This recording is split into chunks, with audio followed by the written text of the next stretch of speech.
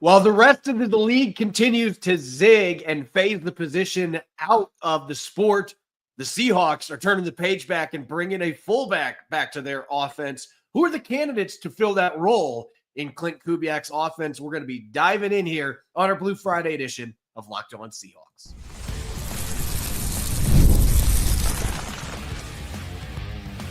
You are Locked On Seahawks, your daily Seattle Seahawks podcast. Part of the Locked On Podcast Network, your team every day. Greetings, 12. This is Corbin Smith, host of the Locked On Seahawks podcast, your daily Seahawks podcast, part of the Locked On Podcast Network, your team every day. Glad to be joined here on Blue Friday by my co-host, Nick Lee, who, as you can see, is preparing to participate in the Masters next week, getting his extra work in a nice sunny day in the Pacific Northwest. A special thanks to all the 12s who are listening in, as always, and thank you for making Locked On Seahawks your first listen 5 days a week. Whether you are tuning in from Fort Townsend, Washington, or down in Globe, Arizona, we greatly appreciate each and every one of you. We're now inside 3 weeks away from the start of the NFL draft in Green Bay. We're going to be taking a look at the fullback position today. It's one that we haven't had to cover for about a decade, but Klint Kubiak is going to be changing that. And then we've got our day 3 crushes on offense and defense. More draft coverage coming your way, courtesy of our friends over at Nissan. The 2025 Nissan Armada. Stay tuned for the Armada Player of the Week later in the show. Now for your lead story here on our Blue Friday edition of Locked On Seahawks. It feels like it's been a lifetime since Seattle has actually used a fullback for more than a handful of plays during a season, ever since Mike Robinson retired after the 2013 season. Yes, there were a few examples of guys that moonlighted at the position. You had the great Marcel Reese, who played in 4 games for the Seahawks in 2016. Will Tukuwafu being the big fella back there. Most recently, Nick Bellore. Last year, Brady Russell played a couple snaps there, but it has not been a part of the Seahawks offense really at all with the last 4 offensive coordinators that have been in Seattle. But Nick, that is going to change. And listen, I'm a purist. I love the fullback position. I could not be more fired up about this. And reading fan comments, I think that there is a lot of excitement about the fullback being brought to this offense because it has been a critical position in Seahawks history. Just look at the great fullbacks that have played for the Seahawks. Before Mike Robinson, you had Leonard Weaver. You had Max Strong, multi-time all-pro fullback. You had John L. Williams, who I think is one of the most dynamic playmaking fullbacks that's ever played in the NFL. It has been a critical position, and now they are going to be bringing it back in Klint Kubiak's offense. The question is, who the heck is going to be filling that role? It's a great question. First of all, greetings from Klamath Falls, Oregon. I've just played Running Y Resort Golf Course. It's a beautiful day down here, getting some spring break action before we dive back in with the school with the kids. So with the fullback position, obviously you're going to be more of an enthusiast and a savant even than myself. Certainly, it's fun to dive in, and I actually had a lot of fun researching guys in this draft who weren't your typical like fullbacks to where they're lining up as a fullback every play or in every situation. If there's a fullback, it's this guy like JJ Pegues from is in the college ranks. He's actually listed as defensive lineman, but he's quick hips, defensive lineman from Ole Miss. And I love I think it's the NFL.com overview. He's quote hell on wheels. And if that doesn't embody what you're looking for in a fullback, you want a guy who's going to be, quote, hell on wheels. And Pegues appears to be that. He can block and he can, and really, it's like what we had with Bellore. He can play, spot start and spot snap, play some spot snaps at defensive line as well. That's a guy I was looking at, and also a guy I'm fairly familiar with from his time at the school up north, we call it in Provo. Brant Keithy from Utah. He's going to be undersized, and I feel bad for the guy, even though he's a Ute. He had a brutal, like Taysom Hill like injury after injury Jason Hill from BYU being, where he just could not, he would get this momentum and just could not stay healthy. And given that, maybe lack of size, already kind of in his mid-20s, but he's a guy that if you take him off the tight ends, which he was a fairly good tight end for Utah when he was healthy, and have him be a lead blocker, be a fullback. Those are two guys that could be a lot of fun to consider. If you're drafting for maybe a tight end, a low end tight end that maybe want to flip to fullback or see where he fits into the offense. Brant Kuithe, way down in the draft, huge injury history, huge injury risk, but could be a lot of fun. It reminds me of that that meme that from the Craigslist, like, it's broken, could be fun to fix. Yeah, it's unfortunate because I think if we were talking about Kuithe from a perspective of being healthy, I think he is definitely a draftable player. He had over 2,000 receiving yards in his college career, and he also ran the ball quite a bit for Utah. So he has already done a lot of the things that a modern fullback is going to be asked to do. Not that they touch the ball a ton, but you like having somebody back there that's got soft hands that can be a dump-off target, and you like having somebody in short yardage you can run the football with, and he's done both those. But let's go back to Pegues real quick, because I just absolutely am floored by a 300-plus pounder scoring 7 touchdowns in a season. And that's what he did last year. And it's funny, when you search images of this guy, there's more images of him holding the football than there are him tackling people. And he's a good defensive tackle. It's not like he wasn't productive. He had a bunch of tackles for loss and sacks the last couple of years at Ole Miss. He was previously a tight end and a Wildcat quarterback at Auburn earlier in his college career. So he's a very exciting prospect, and he's maybe the second most fascinating one to me. But listen, we have got to talk about the man himself, Cam Skattebo, who was, in my opinion, the biggest snub in terms of the Heisman balloting last year. The dude put Arizona State, which has not been historically a dynamic football program, he put him on his shoulders, on his powerful legs, and he took him to the college football playoff. They almost beat Texas in that game because of Skattebo. He had a rushing, receiving, and passing touchdown in that college football playoff game. The guy does everything. And oh, by the way, this is what I love about Cam Skattebo. There's a lot I love about him, but he's 215 pounds, which that might seem light for a fullback. But listen, if you've watched this guy on film, he is an absolute monster. He's really hard to bring down. He can block. I know pass protection hasn't been great for him, but he can run block. He's done it in his career. You can see it on film.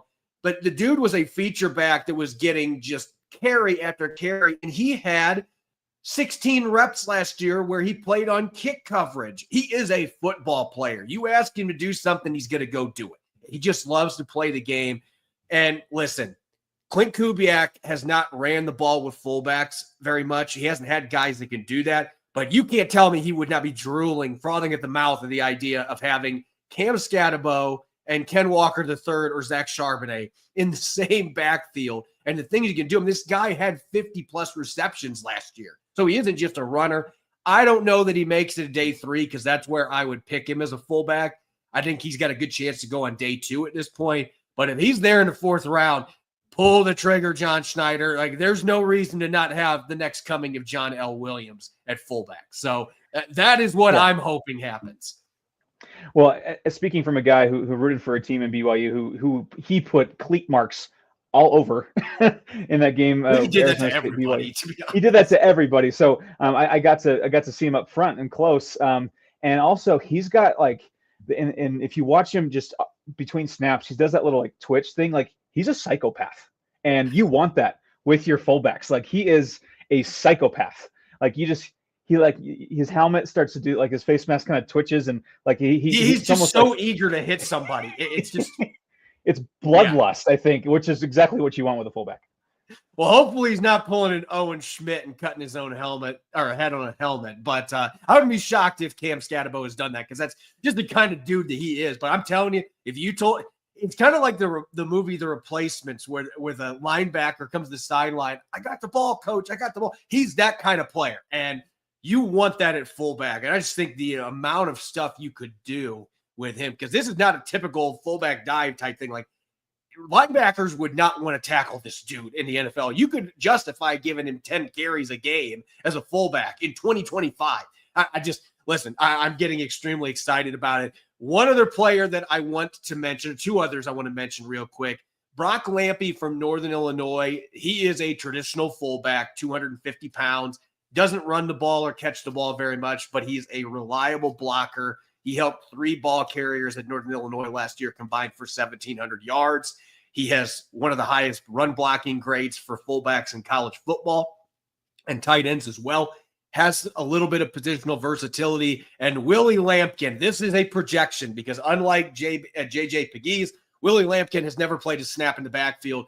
But dang it, I want to see what it looks like because this guy at 5'10", 279 pounds, he didn't test quite as well as I thought he was going to, but he's got enough quicks.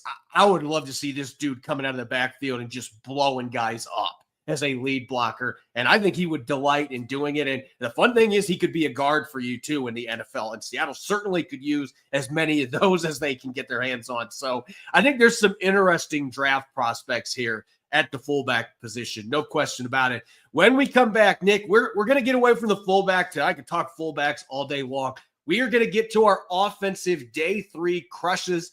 That'll be coming up next here on our Blue Friday edition of Locked On Seahawks.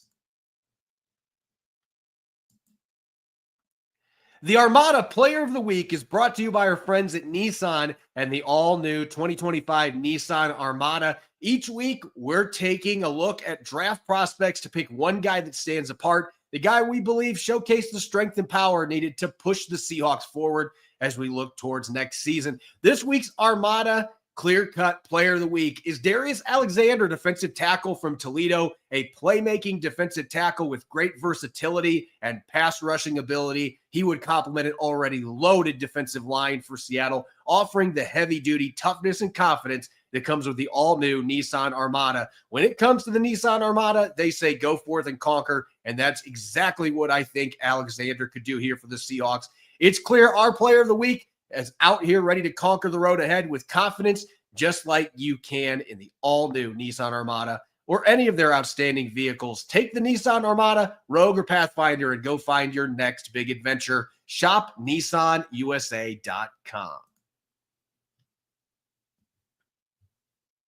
Welcome back to the Blue Friday edition of Locked On Seahawks. I'm your host, Corbin Smith. Glad to be joined by the professional golfer in waiting, Nick Lee. A special thanks to all of our 12s that are listening in. Thank you, as always, for making Locked On Seahawks your first listen 5 days a week. We greatly appreciate it. It's crazy, Nick. We are less than 3 weeks away from the NFL draft. This is how it goes. Like, you get done with the combine and pro days, and you start tallying up official visits, and then you're like, oh, crap, the draft's tomorrow. And that's where we're at now. Inside 3 weeks, it is going to be a blur from here on out. And so we've got plenty to cover here. Last week on our Blue Friday show, we were talking about crushes on day 2, players that you and I absolutely love. Now we're going to go to day 3, and we've got a full segment for offense and defense because this is 4 rounds, not 2. It's twice as many rounds. There's a lot of really intriguing prospects that could potentially be available in those 4 rounds or even in the undrafted ranks. I have a guy I'm going to mention in my list in one of these that might not even be drafted that I'm intrigued by. But let's get to the offensive side of the football, our draft crushes. And our listeners are going to love it that you and I, we had a little bit of a tussle about the quarterback selections on this one. But I decided to give in and allow you to have the pick of the litter here at the quarterback spot. Well, I was actually surprised about who you initially didn't have that I was going to take, and we kind of swapped because he's been your guy. But I'll go with Kyle McCord, the quarterback out of Syracuse by way of Ohio State. He just screams gunslinger to me, which is fun, and which has something of a negative connotation and a positive one. I mean, you immediately think of guys like Brett Favre. He led the Power 4 conferences teams in both big time throws per Pro Football Focus, which is like, professional kind of window quality throws, and also led the Power 4 in turnover worthy plays. So he's the giveth and taketh away king. Certainly there's questions about his top end arm strength or maybe lack thereof. And he led the FBS in passing yards. It also threw 12 interceptions. So there's a lot of give and take with Kyle McCord. But if you could just rein in a little bit the turnover worthy plays and get him with maybe increase, because quarterbacks, we've seen it all the time, can increase in their arm strength a little bit when they get to the NFL, when they get into the NFL programs, the nutrition and strength. That's something they can work with a little bit. It's not something that kind of just peaks and they can't get any better at it. We've seen guys that improve off of those. But if Kyle McCord just comes into the league and tightens the screws a little bit with the turnover-worthy plays and continues those big time throw, NFL level throws, and almost fearlessness with throwing the football, that can play. That can play, certainly. Of course, if you turn over the football, that's going to get you on the bench. Crush might not be the right word, just because I'm not all in love with everything he is, but he's certainly a guy that has a very high ceiling, especially as a guy who's clearly not going to be one of the top 3-4 quarterbacks taken in the draft. Yeah, I guess we could say that you're infatuated at this point. That's probably the right term. Interested, yes. Yeah, you're interested in scanning things out. As far as my quarterback, like anybody that listens to our show regularly, you've heard me talk a lot about Kyle McCord, but I want to take a moment to talk about Curtis Rourke, who to me, he's kind of fallen off the radar a little bit here. And there's a reason why. But I look at the reason behind this, and it makes me want to draft him more. Curtis Rourke had a phenomenal season for Indiana. Like, the Hoosiers are typically the worst team in the Big Ten, and he led them to the college football playoff this year. And he completed 70% of his passes. And the guy is incredibly accurate. He has a quick release. The one thing he didn't show this year that he had in the past, he was a statue. But now we know why. He played the entire season with a torn ACL. And that just makes me want to draft him more, because I'm like, that dude is a gamer. He is a tough son of a gun. And the fact that he led Indiana, of all programs, to the college football playoff, the first year of the expanded playoff, and I don't think they lost to Notre Dame in that game. And he didn't have a great game, but his offensive line completely betrayed him. It kind of looked like a Seahawks offensive line, to be honest. But maybe that means he's better prepared for that opportunity to learn behind Sam Darnold. And he's a little older QB prospect, but I think middle to late day 3, absolutely a guy that would fit Klint Kubiak's scheme, because he's very good with the timing-based passing. He knows how to get the football out of his hands, creates opportunities with anticipation for his receivers to create after the catch. He just does a lot of things I think Klint Kubiak would be really excited about. As far as a couple other crushes, let's stick with the skill positions here. Devin Neal at the running back spot from Kansas and Patrick Bryant, the receiver from Illinois, are two players that I watched a lot this season. And Kansas, this being a Big 12 fan and watching BYU in the Big 12. Kansas is a team that kind of came on in the second half. They started to play like the team everybody thought they were. Did they ever? And unfortunately, and Devin Neal, you mentioned with Cam Stadabo how there were cleat marks on defenders. Devin Neal's the same kind of player, and this guy had a couple games with 40-plus carries. So he is an old-school workhorse. He can catch the ball, pluck it out of the air in a passing game. He's a willing blocker, and he tested better than I think anybody anticipated in terms of speed. Had a really good week in Mobile at the Senior Bowl. I know the Seahawks don't need a running back necessarily, but you can never have too many of them. It is a position that's ravaged by injuries frequently, and Devin Neal just has that nastiness and that toughness that I think Mike McDonald and Klint Kubiak would love. And as for Patrick Bryant, Seattle needs to replace some of the big playability loss with DK Metcalf and Tyler Lockett. Patrick Bryant averaged over 17 yards a catch this year for the Illinois Fighting Illini, and they are not known for their passing game. So him putting up the numbers he did, over 1,000 receiving yards, big play threat waiting to happen, dynamite, and a really good high IQ kid. I think that early to mid day 3, if Seattle hasn't picked a receiver, and even if they have, you might pick 2 in this draft. Patrick Bryant is one that I think would be a really nice compliment to Cooper Kupp and Jackson Smith and Jigba.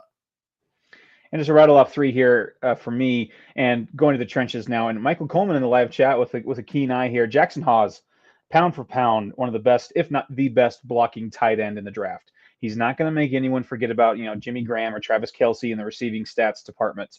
But if you want a guy who could establish a tone along the trenches and occasionally do damage with a big catch here and there, Hawes is your guy. I mean, Yale, ex-Yale guy, so he's got the IQ. He's a high effort, high IQ guy, and you can never have too many of those guys as well. So Jackson Hawes, if you're wanting to establish a certain identity, having him at tight end, AJ Barner a bit more of the modern tight end look, Hawes a bit of a throwback, which is awesome. And then two guys on the offensive line that I kind of want to highlight too, both of whom probably project best at center in the NFL, which newsflash, the Seahawks probably could use one or two more of those guys in the room. I mean, we'll see what Olu has. You know, I don't want to totally count him out yet, but Seth McLaughlin of Ohio State, Remington Trophy winner. Oh, he's allowed just one sack, not just this year. He allowed one sack in pass protection his entire career, which included his time at Alabama. His torn Achilles, unfortunately, has him kind of plummeting down draft boards. But and another thing is, you got Olu. You don't have a gaping giant crater of a hole at center right now. So maybe McLaughlin, you can ease him into it, see where he fits. And not elite length, but he's got good patience and technique getting to the second level, which is what you want in a center. And Jonah Monheim from USC, where the Seahawks might lack in talent or top end talent and in the offensive line. And even especially if they maybe don't use the top couple picks, one of the top couple picks in an offensive lineman, they could make up for in versatility. And Monheim from USC, he is the absolute embodiment of versatility. He's got the athleticism you want from his own scheme. He's got starting experience at both tackle spots, right guard and at center. I believe, I just looking at his measurables and some of the tape, his lack of like complete anchor and mass and length, probably best projects as a center in the NFL. Unless he maybe bulks up, gets more tree trunky down there in the lower body. But certainly two guys that you could probably develop into two quality centers in the NFL. Yeah, I'm going to stay in the trenches for my last two crushes here on the offensive side of the ball. Going local, Jackson Slater from Sacramento State. He played in the Seattle area for high school ball, so he is a local product and went to the Senior Bowl, performed well. Had some solid numbers testing-wise. He's been a guard at Sacramento State, and he had a fantastic final season for the Hornets. Talk about a guy that has been outstanding in pass protection, had a good week, like I said, in Mobile. A lot of people are thinking that he's a center at the next level, but it's not a position that he's really played very much. I still think in a zone scheme that he can play the guard spot, and I think middle of day 3, he makes a lot of sense. And you mentioned Seth McLaughlin. Let's talk about a guy, Jake Majors, the center from Texas. I'm going to one-up you here. McLaughlin had given up a sack. The last 2 full seasons, Jake Majors did not give up one for Texas. And one of those seasons being the SEC against top-notch competition, did not give up a single sack. Now, he's not going to wow you with his athletic testing, but he is very technically sound. He doesn't let guys get into the backfield very often. He mirrors well. He can set an anchor against bull rushes. And he's one of those guys, again, the technique allows him to be effective enough in the zone game, even if he's not a top-flight athlete. And you talk to Steve Sarkisian, he has just raved about this guy in terms of what he brings from a leadership perspective. Seattle needs that on the offensive line. So I think Jake Majors would be a guy that makes a ton of sense for Seattle on day 3 at the center spot in a class that, quite frankly, isn't very good at that particular position. And lastly, for me, going to the skill positions, a guy that I watched a lot of this year, and everyone else watched a lot of Colorado football, Will Shepherd, wide receiver. Of course, Travis Hunter got a lot of the headlines, Jimmy Horn, and those guys. But Shepherd's got great size. He's got the contested catchability. Certainly didn't put up eye-popping numbers because there was a lot of mouths to feed in Colorado with Shadur Sanders and company. But a guy, especially when you lose the size that you did with Metcalf, I know you got MVS in the building, but guy that you could also stash and develop. He's pretty raw in some areas, so a guy that you don't need to throw out there day one with the receiving core that the Seahawks already have. But Shepherd's a guy that I think is worth stashing and developing.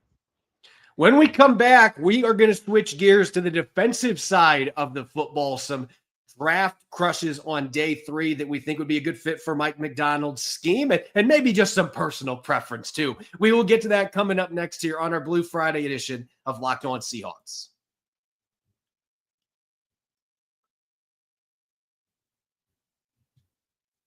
Welcome back to the Blue Friday edition of Locked On Seahawks. I'm your host, Corbin Smith. He's Nick Lee. A special thanks to all the 12s who are tuning in, and thank you as always for making Locked On Seahawks your first listen 5 days a week. We greatly appreciate it.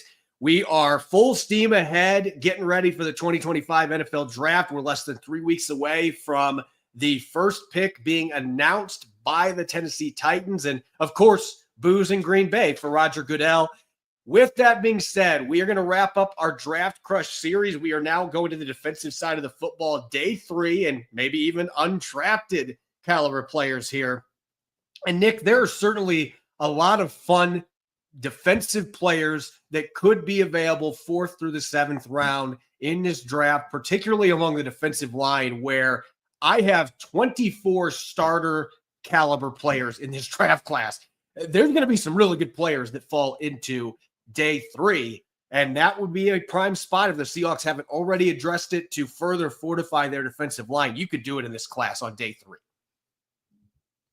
Absolutely. We've seen how we've heard on and on, not just you, but throughout all the draft experts, that it's a deep class, defensive tackles, or specifically, but defensive line. So my first 2 will be along the defensive line, or really first 3.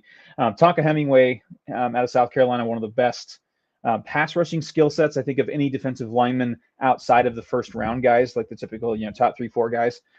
He does lack true size and a true elite anchor.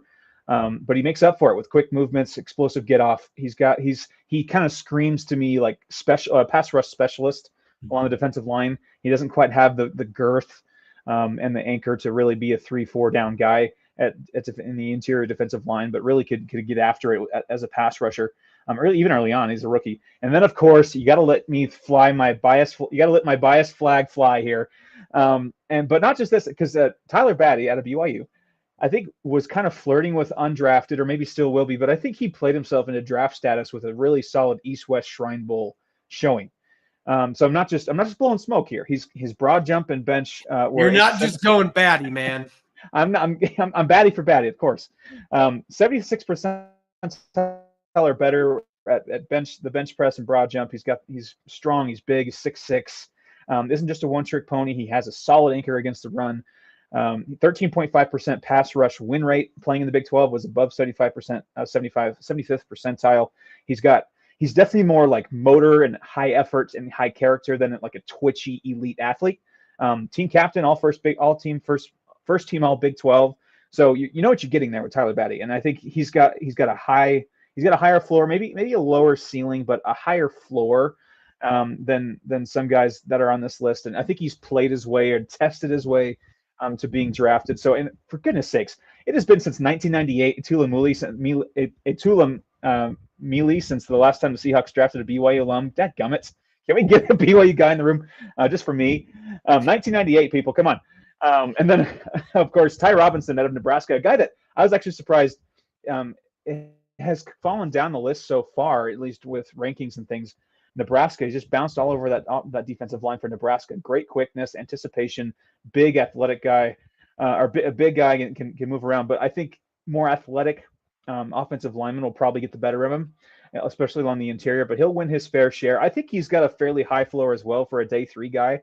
Maybe not a day 1 starter, but certainly a guy that you could probably plug and play late in his rookie year and have him be a solid player. Ty Robinson, I think, is an intriguing prospect for me along the defensive line. Yeah, if we had Rob on here, he would have been fighting you to the death for Ty Robinson because that's one of his favorite players. I'll stay in the defensive line for my first day 3 crush. And I'll be honest, I don't know that I've mentioned this guy, but he's a little undersized, and this is such a good defensive line class. There's going to be gems that fall through the cracks.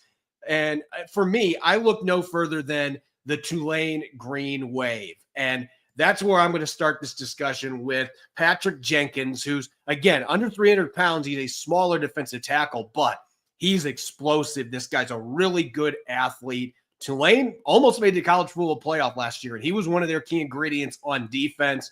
He's had at least 4 sacks each of the last 3 years. He originally was a TCU recruit, so he was highly touted coming out of high school. Ended up going to Tulane and had 3 really solid seasons. He's undersized. Like I said, I think in this class, some drafts he might have been early day 3, but in this draft, he might be a 5th, 6th, or even 7th round pick. But I like the value there in terms of what he's capable of doing. And apparently Nick's computer got hit by a golf ball out there. So hopefully we could get it back on here in a second. Next guy that I've got on my list as far as draft priorities or draft crushes on day 3, I'll stay at the edge rushing position here. David Walker, coming from Central Arkansas, got to participate in the Senior Bowl. And we'll talk about a player who was incredibly productive in his college career, albeit against FCS competition, a couple of double-digit sack seasons. He's an explosive athlete. Didn't test quite as well as I thought he was going to, but we still got to see him go out and perform at a high level. Was one of the more athletic rushers that was in this draft class. So I think that you can get some real good value there from him. I liked him against the run as well. I could see this being a situation where he goes in the 4th round. That seems like the sweet spot to me, but if Seattle can get him there, then that would make some sense. Now, going to the secondary, hopefully we'll get Nick on here in a second. Some technical difficulties out there on the golf course, but a couple of safeties that I've had my eyes on for the past few months when I've been in my draft process here. Keaton Crawford from Nevada originally started his career at Texas, and he couldn't get on the field much beyond special teams because Texas was just loaded in the secondary, and they still are. It is one of the DBUs in college football. Crawford was good enough to start for the vast majority of programs in college football, but he couldn't get in the lineup beyond a situational role at Texas. He goes to Nevada, one of the worst teams in college football, and he was one of the few bright spots on that team, a couple of interceptions, good tackling numbers. And then he goes to the combine and runs in the low 4.4s, has a really good testing day in Indianapolis. Crawford is a guy that I think his best football is still in front of him because he just couldn't get on the field at Texas. And I could see him having a better pro career than he did at the college level as a result. And then Malik Verdon, if you're looking for a tall, big safety that can thump people, that maybe isn't getting the same buzz as, say, a Nick Emanuwari. He's not near the athlete that Emanuwari is, but Malik Verdon from Iowa State. We've talked a lot about Cyclones players in this pre-draft cycle. They got a lot of guys that are going to be draftable players. Verdon's somebody that's getting a lot of 7th round and undrafted buzz because coverage is an area where he's had some issues, and there's questions about if he's athletic enough to do it. But I think as a linebacker, pseudo linebacker, playing that money linebacker spot as a safety, that 3rd safety in Mike McDonald's defense, that he's a player that would make quite a bit of sense for Seattle in the late rounds, or if he's somehow available as a priority free agent. And my last draft crush, draft crush, Jabbar Muhammad from Oregon. And Pacific Northwest fans will know him from previously being at the University of Washington. And then he transferred to Oregon this past season, got his hands on a bunch of pass breakups. He's not a big guy, under 5'10". He's a slot cornerback in the NFL, but he is a solid tackler for a player of his size. He can handle the quickest receivers from that position, having the 2-way goes. And he's had the ball production both at Washington and Oregon. Because of his size and the fact he probably isn't going to be able to play in the boundary, I see him as a day 3 selection, but certainly would be somebody that would make a lot of sense for the Seahawks to keep in the Pacific Northwest because they do have some depth concerns there at the quarterback spot after losing Trey Brown and Artie Burns in free agency. Unfortunately, we won't have a chance for Nick to weigh in on his final selections, but real quick, hey, I know these guys, so we're going to go through a couple of them. He went through his 3 players in the defensive line. He's also got a couple of safeties for his day 3 draft crushes. Malachi Moore from Alabama. It's weird to say an unheralded player from Alabama's defense, but certainly was a key component for their defense, has some positional flexibility to play both safety spots. And then Craig Wooden from California, 6 foot, 210 pounds. He's one of those thicker safeties that's better equipped to play in the box, has some physicality and some pass rushing ability.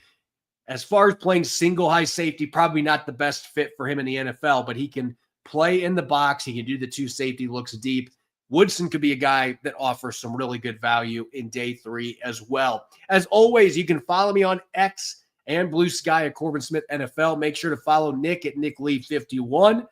Make sure to subscribe to Locked On Seahawks on YouTube and wherever you get your podcasts to make sure you don't miss a single episode. When we come back on Monday, Going to continue cranking out our draft preview. Going to be going to the edge rusher position on defense. You won't want to miss it. Enjoy your weekend, and thanks for listening in. Go Hawks.